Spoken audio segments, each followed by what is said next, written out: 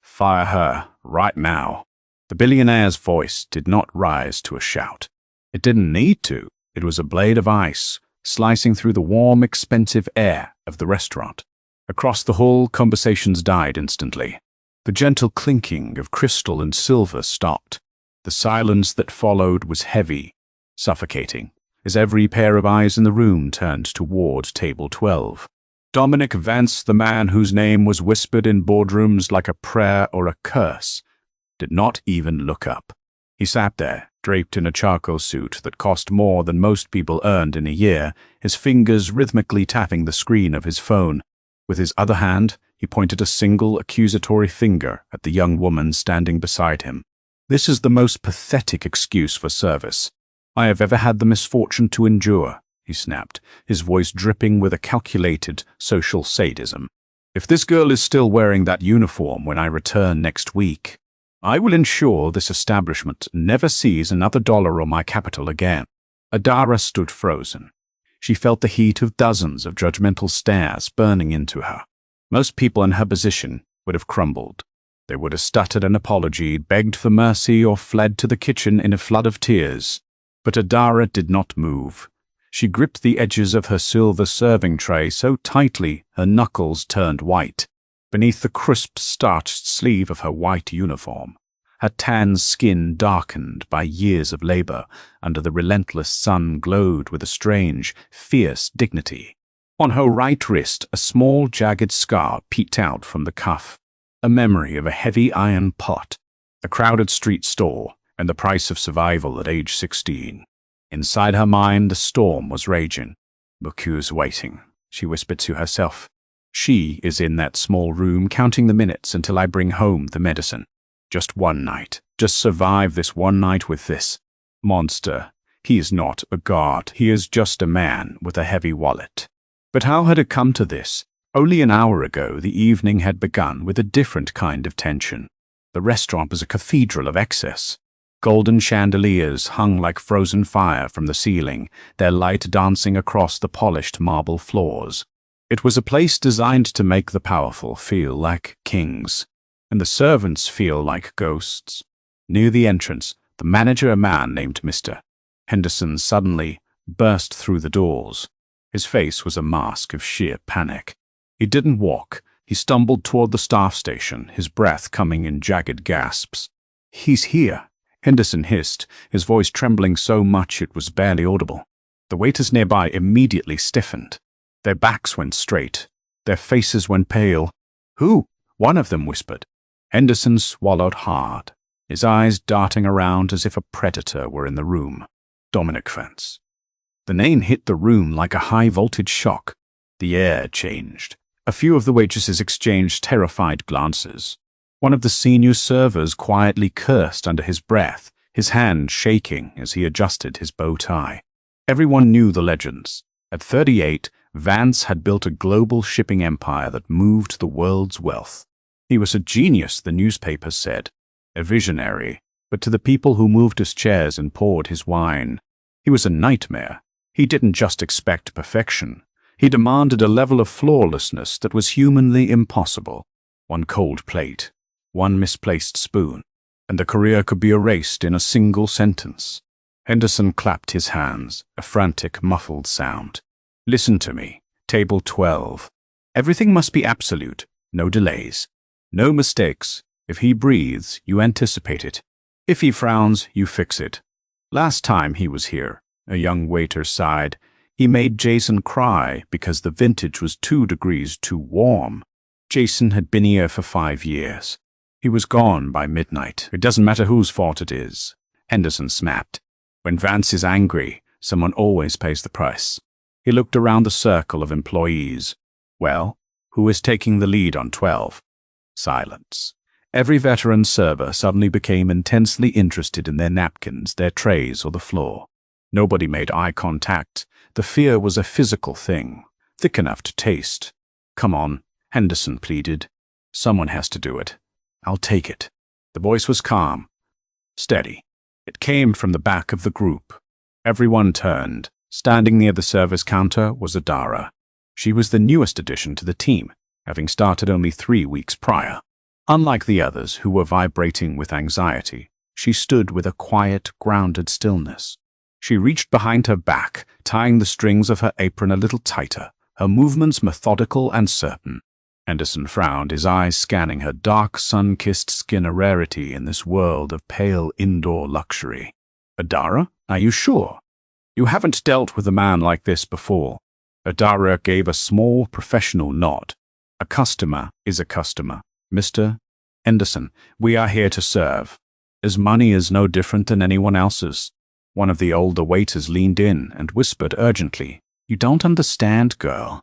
Dominic Vance isn't a customer. He's a hurricane in a three-piece suit. He won't just complain, he will destroy your future."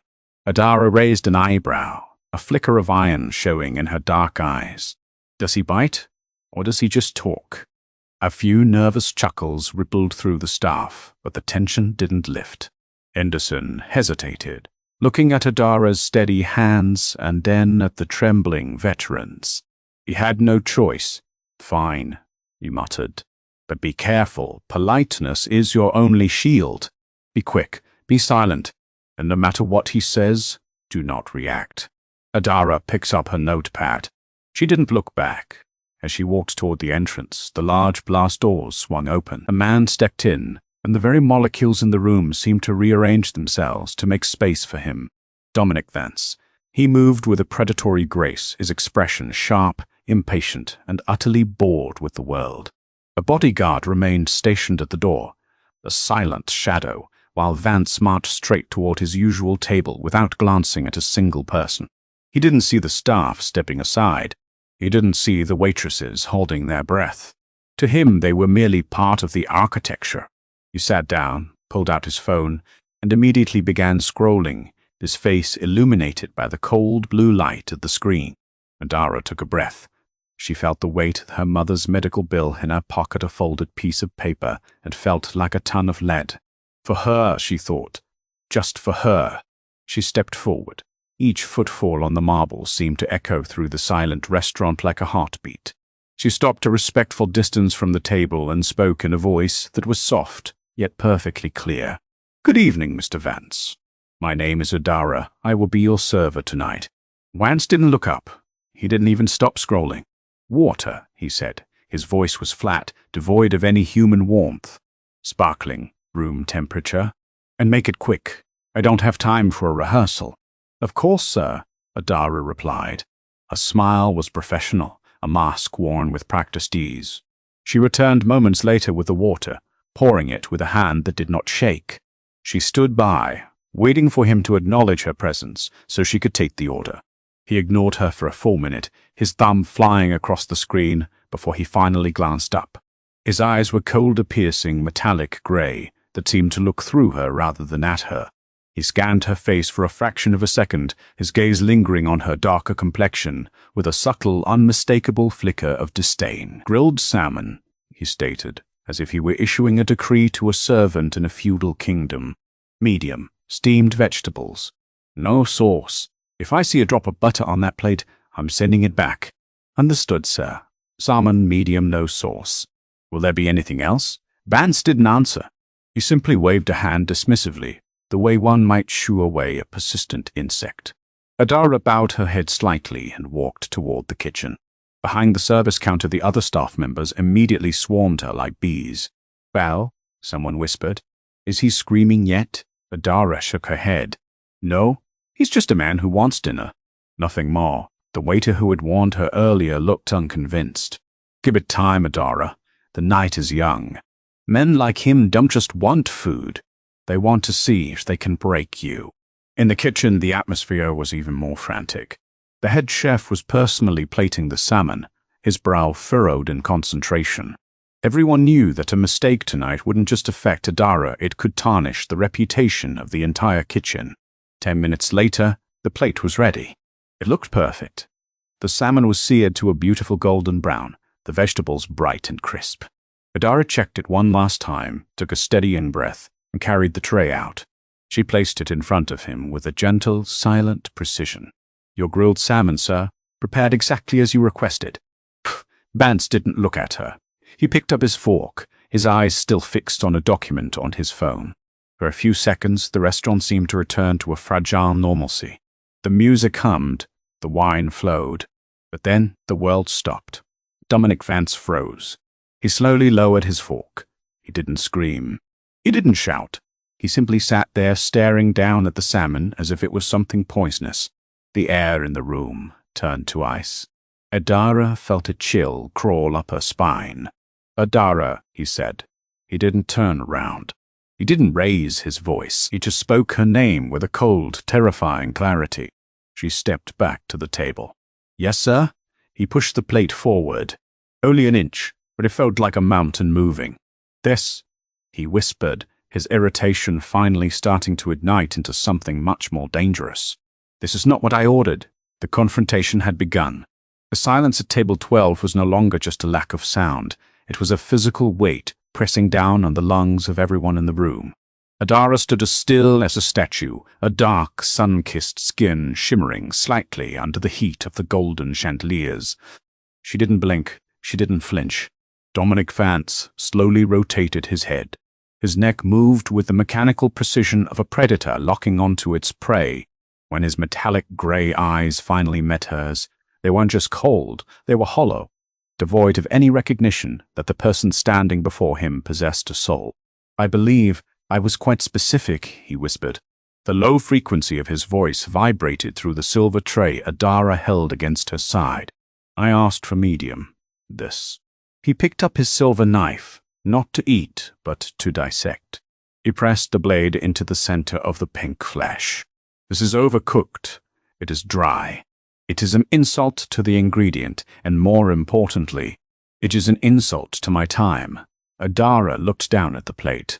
From her professional vantage point, the salmon was a perfect translucent pink in the center, exactly what any master chef would define as medium. But she knew this wasn't about the temperature of the fish. This was about power.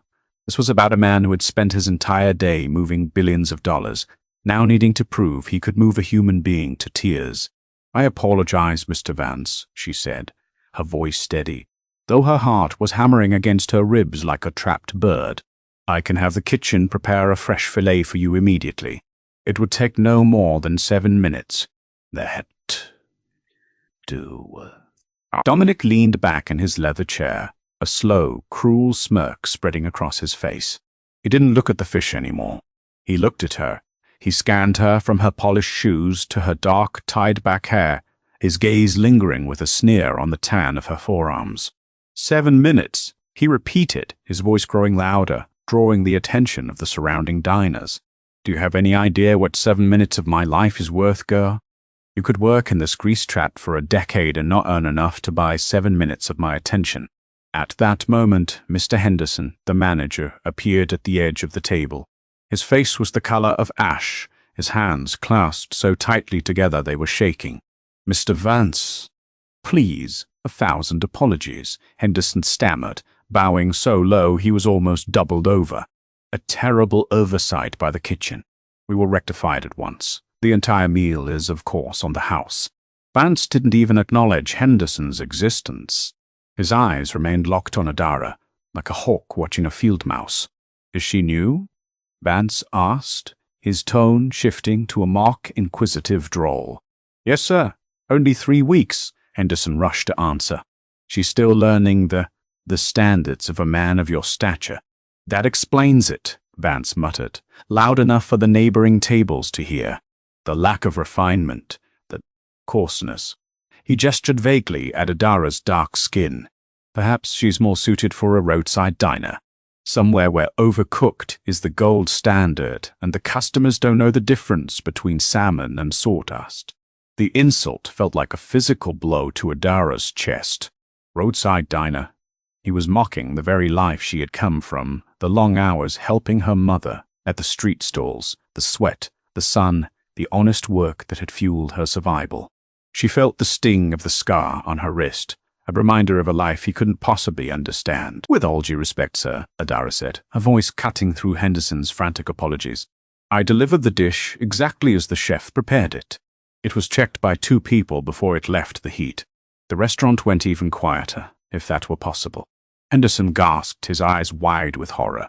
Vance's expression changed. The boredom vanished, replaced by a dark, amused spark. "Are you arguing with me?" "I am explaining the situation, sir," she replied evenly. "Elena," Henderson hissed under his breath. "Apologize. Now." But Adara didn't move. She couldn't. If she bowed now, she wasn't just apologizing for a piece of fish. She was agreeing with him. She was agreeing that her life, her skin, and her mother's sacrifice were worth less than his 7 minutes. Dominic Vance stood up. He was tall, and his shadow seemed to swallow the table. He leaned in close, so close she could smell the expensive sandalwood of his cologne and the cold scent of his indifference. "You've got confidence, I'll give you that," he said, his voice dropping to a terrifyingly intimate level. "But in my world, confidence without competence is just arrogance, and arrogance from a servant is something I do not tolerate." He turned his head slightly toward the manager, though his eyes never left Adara's. "Fire her, right now." The words landed like a gavel in a courtroom. "Mr. Vance." "Surely." Henderson tried to plead. "I said fire her," Vance repeated, his voice turning into a serrated edge. "I don't want someone like this serving me, or anyone else in this city. She is incompetent. She is disrespectful. And if she is still on the payroll by the time I finish my wine, I will call the owner of this building and tell him exactly why I am moving my headquarters to another district." Henderson's jaw dropped. The threat was nuclear. Losing Vance's patronage was one thing. Losing his influence over the district's real estate was a death sentence for the restaurant. The manager turned toward Adara. His eyes were filled with a mixture of pity and desperate self-preservation. "Adara, I'm sorry," Henderson whispered, his voice cracking. "Give me your notepad. Go to the back. Pack your things." Adara felt a cold numbness spreading from her fingertips to her heart. The medicine, she thought. The bills. The rent. Everything she had worked for was evaporating because a man didn't like the shade of pink in his dinner. She looked at Dominic Vance. He was already sitting back down, picking up his wine glass as if he had just finished a mundane task, like swatting a fly. He was satisfied. He had executed her livelihood in front of an audience, and he hadn't even broken a sweat. "Well," Rance said, looking up with a bored expression as Adara remained standing there, "the execution is over. Why are you still on my stage?" Adara's hand went to the collar of her uniform. She felt the cold, hard metal of the silver pendant hidden beneath the fabric. The internal stakes were no longer just about money. They were about the ghost of the man her mother had loved, a man who was supposed to be kind, a man who was supposed to be hopeful. She looked at the billionaire, seeing for the first time the faint lines around his eyes that matched the ones in the old crumpled photograph in her locker. "You really don't recognize me, do you?" she asked. Her voice was quiet, but it had a frequency that made Dominic Vance stop with the wineglass halfway to his lips. "Recognize you?" He let out a short, sharp laugh that held no mirth. "Why on earth would I recognize a waitress?" The words hung in the air, a final stinging insult. Adara slowly unbuttoned the top of her uniform, her fingers steady, her eyes never leaving his. "I never thought," she said, her voice growing stronger with every word, "that my own father would be the one to try and destroy my life." The wine glass in Vance's hand didn't fall. It didn't break, but the liquid inside began to ripple as his hand started to shake. The restaurant didn't just go silent. It felt as if the very oxygen had been sucked out of the room. The manager, Mr. Henderson, froze with his hand midair, his face contorting from professional panic to absolute, bone-chilling shock. Nearby, a wealthy couple at table 10 stopped their conversation, a silver fork clattering onto a china plate with a sound like a gunshot. Dominic Vance did not move. The wine in his glass continued to ripple, a tiny rhythmic storm reflecting the sudden tremor in his hand. He stared at Adara, his grey eyes searching her face, not as a predator anymore, but as a man who had just seen a ghost materialize in the middle of a crowded room. Then he laughed. It was a cold, jagged sound that scraped against the elegant walls. "That is a creative attempt," he said, his voice regaining its razor-sharp edge, though it lacked its previous stability. "Is the first step to succeed. There's the first step." Inventing a lineage to avoid a pink slip is pathetic, even for someone of your background. He leaned back, his eyes scanning the room as if looking for an audience to share in the absurdity. I don't have children, I have an empire. I have legacy. I do not have waitresses. Adara didn't flinch. She stood tall, her shoulders back, her dark skin glowing under the warm light like polished mahogany. She felt the weight of every insult he had hurled at her, the coarseness, the lack of refinement, the roadside diner, and she used them as fuel. Are you sure about that, Dominic? She asked. The use of his first name was a physical strike. It stripped away the billionaire, the titan, the Mr. Vance, and left only the man. You're either delusional, he snapped, his face reddening with a mixture of anger and a growing, terrifying uncertainty, or you're running a very dangerous stunt. I suggest you walk away before I involve the police. Adara didn't walk away. Instead, she reached into the collar of her uniform. Her fingers found the thin, worn silver chain. With a single, fluid motion, she pulled it out. The silver pendant dangled in the air, swaying gently between them. It was a simple piece of small, etched locket, tarnished by time, but polished by the constant touch of her mother's worried hands. The courage to just leave Dominic's face, it vanished, leaving him a ghastly, translucent grey. He stared at the locket. He knew the weight of it. He knew the way the light caught the specific hand-etched pattern on the surface. He had bought it in a dusty little shop near a high school football field, spending 3 weeks of grocery money just to see a girl smile. 20 years ago, a lifetime ago, Adara's voice was a calm, steady blade. My mother's name is Lydia Carter. The name hit Dominic like a physical blow to the solar plexus. He lurched forward slightly, his grip on the wineglass tightening so hard the stem creaked. The golden chandeliers, the marble floors, the staring socialites, it all blurred into a hazy, distant background. All he could see was that silver pendant and the girl with the tan skin and the fierce, familiar eyes. Lydia, he whispered. The word sounded foreign in his mouth, a relic of a man he had buried under mountains of gold and iron. She kept it, Adara continued, her eyes burning with 20 years of unspoken questions. She wore it every day while she scrubbed floors. She wore it when she walked 3 miles to work because the bus fare was too expensive. She wore it every time she told me that the man who gave it to her was kind, that he had dreams, that he was hopeful. She leaned in, her voice dropping to a whisper that only he could hear. It had felt louder than any shout. But looking at you tonight, looking at the way you treat people who have nothing, I realized she was wrong. You aren't that man. You're just a hollow suit with a loud voice. Dear black sister. Dominic tried to find his voice, but it was trapped in a throat that felt like it was filled with dry sand. How did you... She tried to find you, Dominic, Adara interrupted, her voice cracking for the first time. When she found out she was pregnant, she didn't run. She went to your house. She sat on the curb for 5 hours, waiting for the boy she loved to come home. Dominic's brow furrowed. I was never told. I was at the office. I was starting the firm. You weren't at the office. You were being protected. Adara spat the word like venom. She told me she finally spoke to someone. A man in a dark suit. Your father. A cold chill, sharper than any winter wind, raced through Dominic. His father. A man of reputation. A man who viewed Lydia Carter as a stain on the Vance family's upward trajectory. He told her she wasn't welcome, Adara said, her eyes locked on his. He told her that if she tried to ruin your brilliant future with a story about a baby, he would make sure she regretted ever being born. He told her you didn't want to see her, that you had called her a mistake.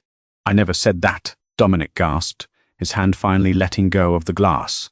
It tipped over, the red wine spilling across the white tablecloth like a widening pool of blood.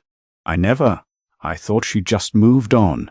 I thought she didn't want the life I was building. She believed him, Adara said, her voice dripping with the mic drop finality of a woman who had nothing left to lose.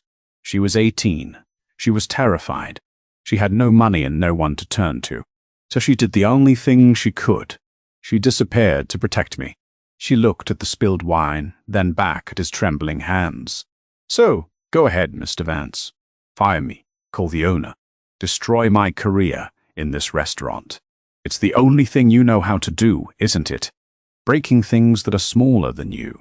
Oh, damn, how may say. Dominic Hale, the man who feared no one, was now staring at his own hands as if they belonged to a stranger. The silence in the restaurant was absolute. Even the music seemed to have faded into the walls. He looked up at Adara. For the first time, he didn't see a waitress. He didn't see an incompetent servant. He saw the curve of Lydia's jaw. He saw the stubborn fire that had once made him fall in love. He saw 20 years of a life he had missed, staring back at him with a tan face and a jagged scar on its wrist. Adara. He breathed, the name finally tasting real. Don't, she said, stepping back. Don't say my name like you have the right to. You've had your 7 minutes, Dominic, and you spent them trying to kill my spirit. She reached back and began unknotting her apron. The white fabric fell to the marble floor, a discarded shroud. I'm done serving you. I'm done serving all of you. She turned and began to walk away, her head held high, leaving the billionaire alone at table 12, surrounded by the wreckage of a meal he couldn't eat and a life he could no longer recognize. The silence in the restaurant was no longer expectant. It was heavy, like the air before a devastating storm. Dominic Vance sat paralyzed, his hand hovering over the blood-red stain on the white linen. For 20 years he had told himself a story. He was the hero of his own epic, the man who had turned a small inheritance into a global empire through sheer will and sacrifice. He had convinced himself that Lydia, the girl with the infectious laugh and the grounding touch, had simply outgrown his ambition. He thought she had looked at the cold iron world he was building and decided she wanted no part of it. He had nursed that rejection like a wound, using the pain to harden his heart until it was as impenetrable as the hulls of his ships. But now the truth was a jagged blast shard, cutting through his delusions. Nonsense, he managed to choke out, his voice a ghost of its former power. This is a calculated lie. I have no children.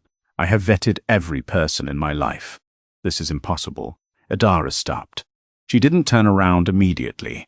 She let the weight of his denial hang in the air, a final testament to his cowardice. Then she slowly reached into her pocket. She pulled out a small rectangular object, an old physical photograph, its edges frayed and yellowed by 2 decades of humidity and tears. She walked back to table 12. She didn't place it down gently. She slapped it onto the damp, wine-stained cloth right in the center of his world. Look at it, Dominic, she commanded. Dominic's eyes drifted down. The breath left his lungs as if he had been struck in the chest. It was a photo from a summer evening at a beach he hadn't thought of in years.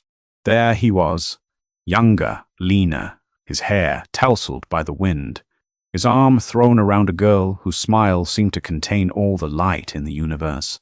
They were laughing. They looked like 2 people who believed the world was a gift, not a battlefield. He remembered that day. He remembered the smell of the salt air and the way Lydia had told him that his dreams were big, but his heart was bigger. He remembered giving her the necklace that very night.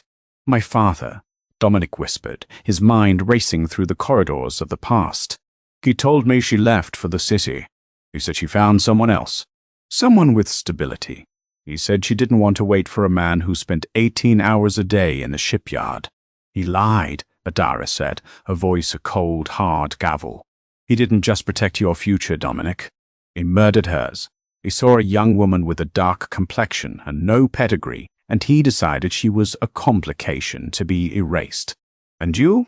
You were so blinded by your own genius that you never once looked back to see who you were leaving behind in the dust. Dominic looked from the photo to Adara. He looked at her tan skin, the exact shade of Lydia's, after a summer in the sun. He looked at the curve of her eyebrows, identical to the man in the photograph. But most of all, he looked at her hands. His own hands were soft, pampered, the hands of a man who signed papers and shook hands in climate-controlled rooms. Adara's hands were different. They were the color of rich earth, etched with the fine lines of hard labor and marked by that jagged scar on the wrist. They were the hands of a survivor. They were the hands of the daughter he had spent 20 years unknowingly insulting. I didn't know, he stammered, the words feeling pathetic even as they left his lips. That is the greatest sin of all, isn't it? Adara replied, her voice dripping with a quiet, devastating contempt. You didn't know because you didn't care to know. You were too busy becoming the great Dominic Vance to notice that the woman who loved you was cleaning houses just to buy milk for your child. The psychological execution had come full circle. The man who had tried to destroy a waitress's life was now being dismantled by the truth of his own.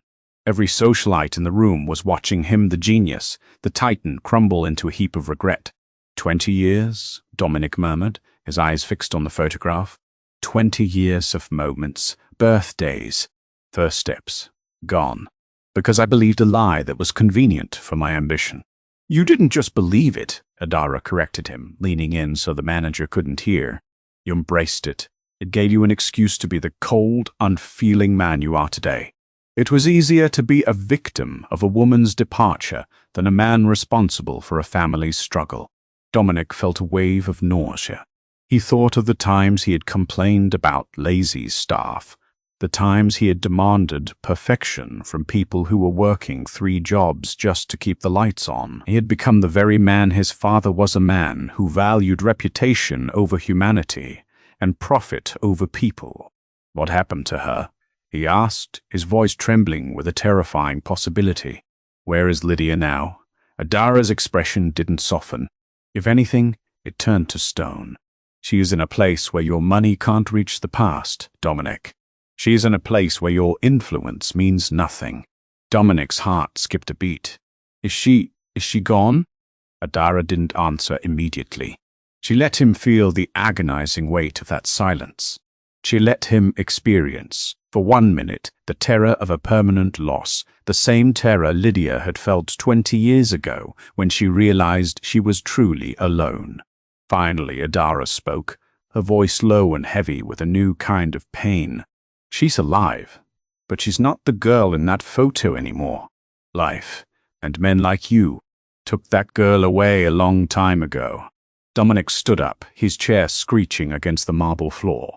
The sound was like a cry of pain. He didn't look at the manager.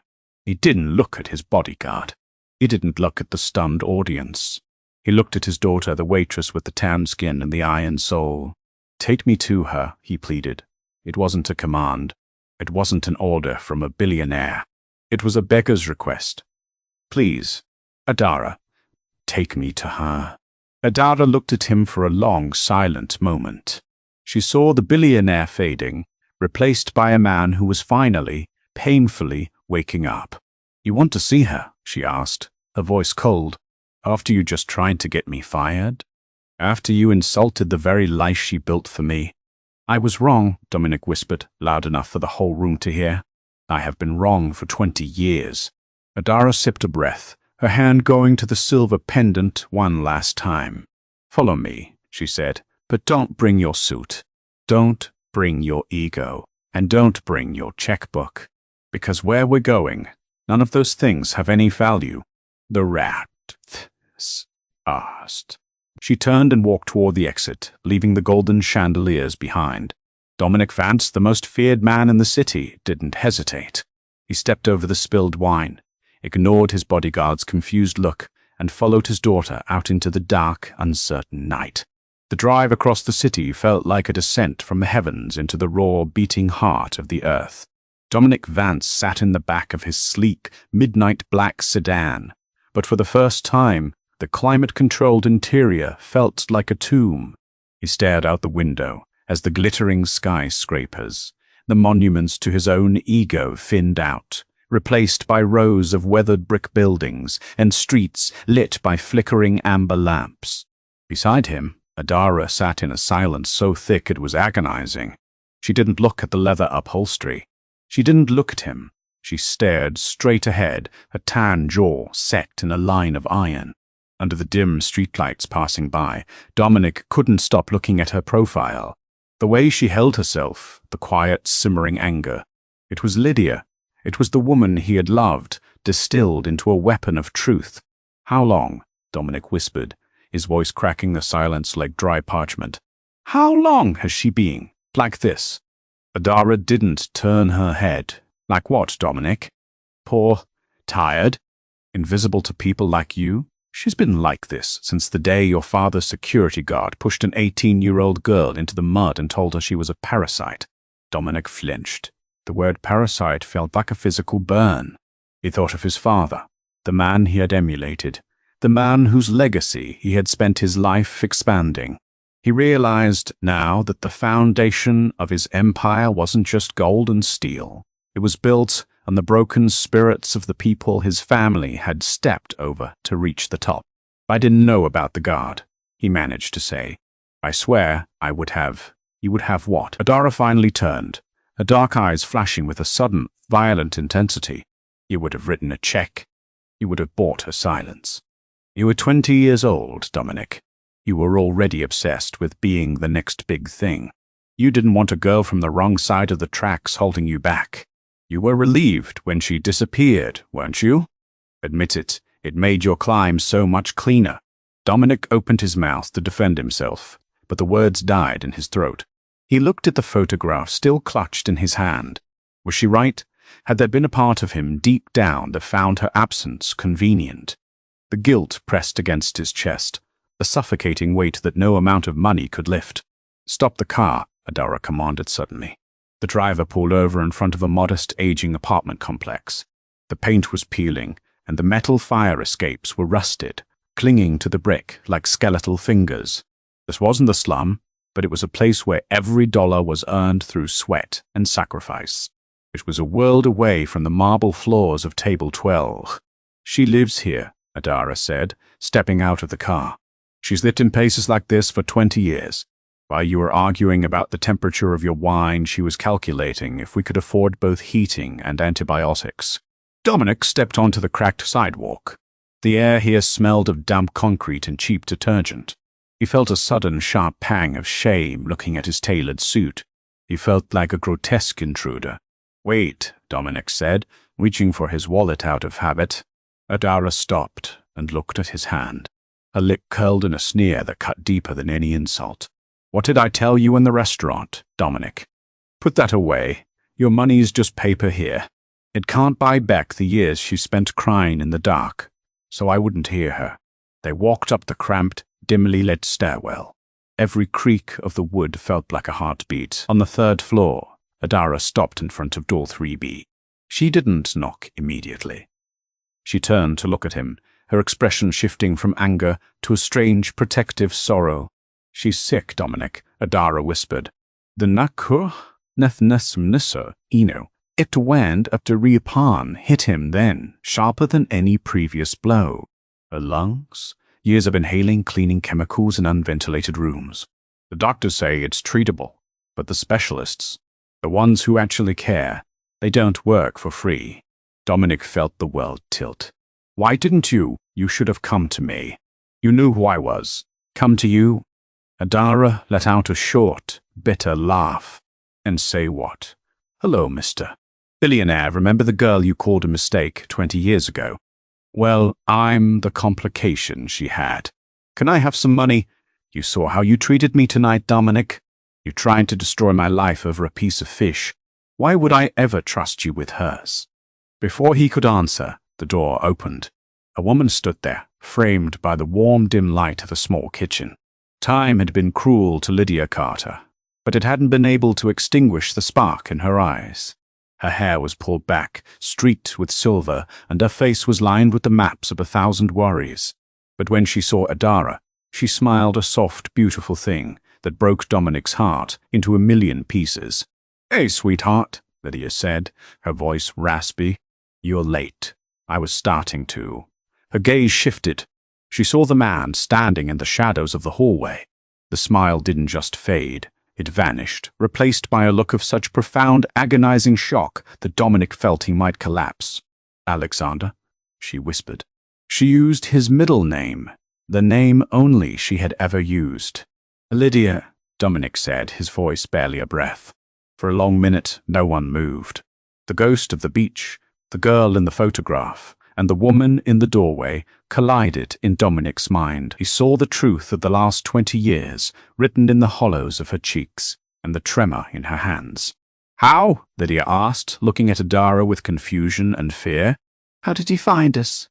"He didn't find us, Ma," Adara said, stepping into the room and taking her mother's hand. "He tried to have me fired tonight.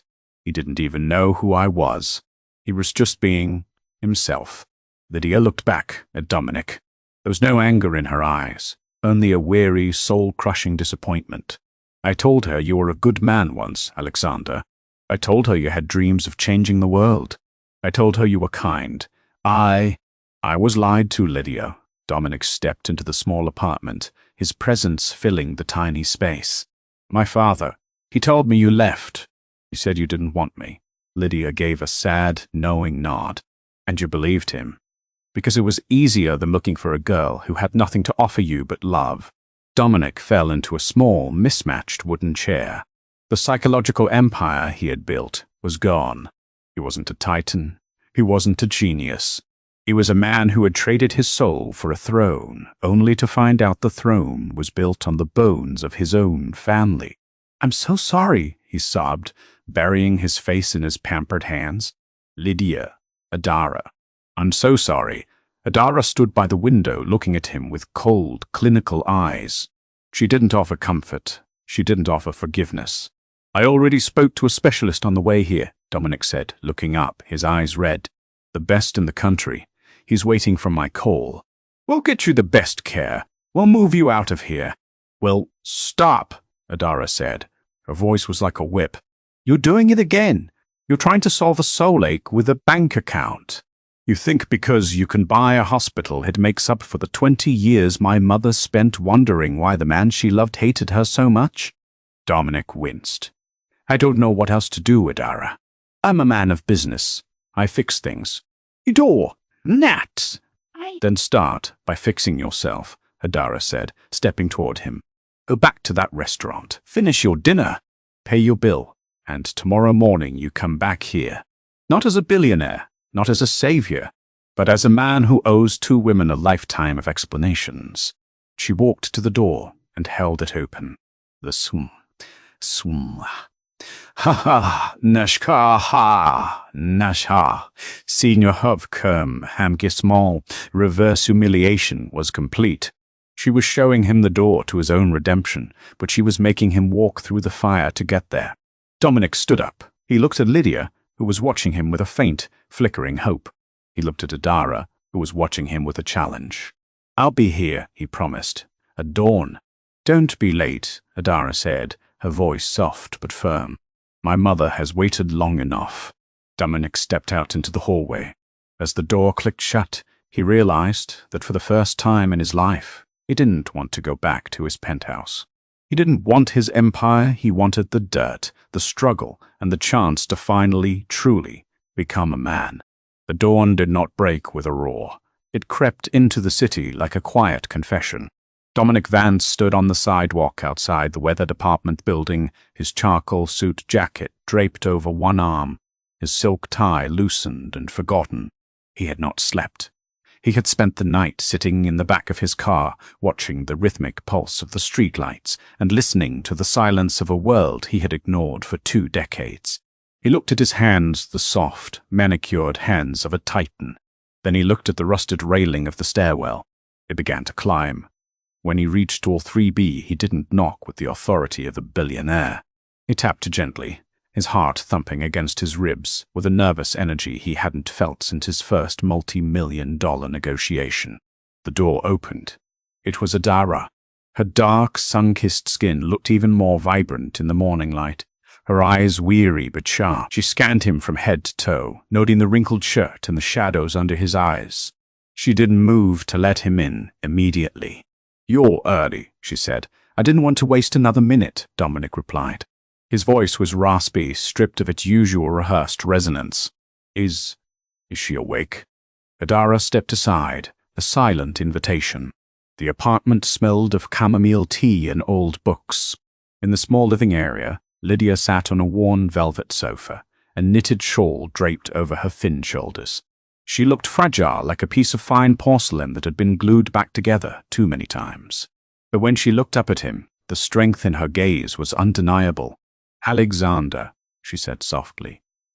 Dominic walked toward her, but he didn't sit on the expensive chair he had occupied the night before. Instead, he knelt on the faded carpet at her feet. It was a gesture of total surrender. "I spent the night thinking about that beach," Dominic whispered. "About the man I was. I hated him for a long time, Lydia. I thought he was weak because he loved someone more than his career. I spent 20 years trying to kill that version of myself." Lydia reached out, her fingers rough from decades of labor, lightly touching his hair. "You didn't kill him, Alexander. You just locked him in a golden cage." "Adara told me about the doctors," Dominic said, looking up, his eyes swimming with a vulnerability he hadn't shown since childhood. "I've already arranged for a medical transport, not to a sterile hospital ward, but to a private clinic in the mountains. Fresh air, the best specialists. It's already paid for. No debt. No strings." Lydia shook her head slowly. "I told you we aren't charity cases." "It's not charity," Dominic interrupted, his voice firming. "It's a dividend. 20 years of interest on a debt I can never fully repay. It's for Adara, too. She shouldn't have to spend her youth scrubbing floors because I was too blind to see my own family. To that.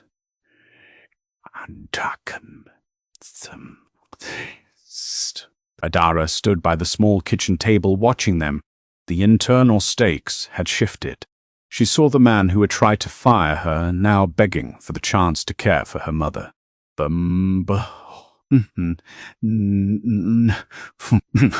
Cam, the verdict of conscience had finally been served. "What about the restaurant?" Adara asked, her arms crossed. "What about the incompetent waitress you wanted erased from the city?" Dominic looked at his daughter. A faint, sad smile touched his lips. "I called the owner of the building at 4 this morning. I bought the lease, not to close it, but to give it to the staff. It's a cooperative now. No more standards of a man of my stature. Just people working for themselves." He stood up and looked around the cramped room. "But more importantly, I realized something. I've spent my life building empires of steel and glass. But those buildings don't care if I live or die. They don't laugh. They don't have memories." He turned back to Lydia. "I want to be a part of what's left. I don't expect you to love me. I don't even expect you to like me. But let me be the man you told Adara I was. Just once." Lydia looked at Adara. A silent conversation passed between mother and daughter. A lifetime of shared struggle, of whispered secrets, of surviving against the odds. Finally, Adara gave a small, almost imperceptible nod. "The clinic," Lydia said, her voice trembling slightly. "Can Adara come too? I won't go without her." "Adara is the one in charge," Dominic said, looking at his daughter with a pride that was raw and new.